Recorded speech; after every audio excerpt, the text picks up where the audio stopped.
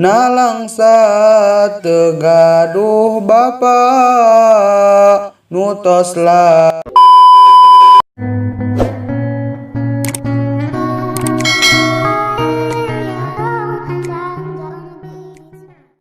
Duh umi atuh kumaha hirup abdi teh nalangsa tegaduh bapa nutos lami ngantun kena. Bapa pupus tenungkulan abdi keur di pasantrenan hate mah keur bubungan pirasat mah karaos pisan.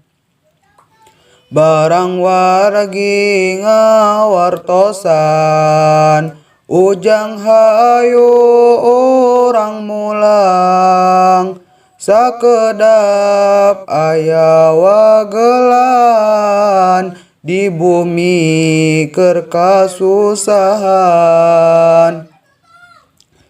Mangga geura tinggalian bapa nu di pangsarean sugan teh nuju tedamang geuning bapa teh tos mulang. Cisoca abdi ngecelakan ninggal bapa di turuban seueur jalma ngariungan kabeh pada nyaraksian. Pun rai anu seueurna ngan ukur bisa cerikna ninggal bapa payuneuna bari diusapanana.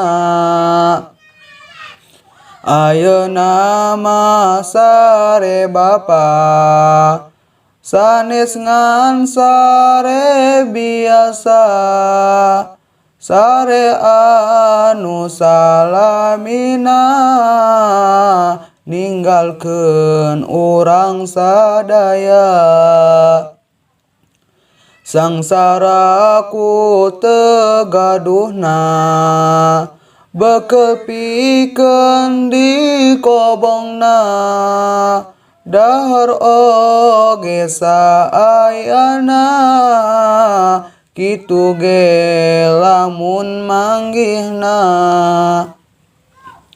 Batur sibuk di kiriman abdi mah kasesedihan ninggal batur bingah pisan aya anu ngalongokan.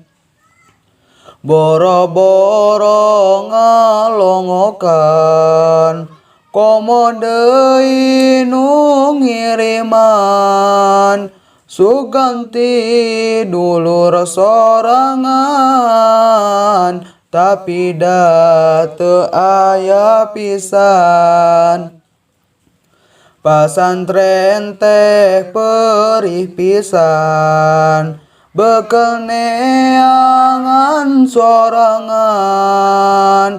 keur aya mah bongah pisan ngaji ge kasumangetan. Tapi lamun teu manggihna hate sedih karasana nahan beteng kulaparna peuting teu daek sarena. Meureun lamun gaduh bapa hirup teh pasti bahagia cara batur barungahna abdi mah kantun sangsara. Mugi Gusti ngahampura kana dosa umi bapa, reng nampi kana amalna jeung salamet salamina.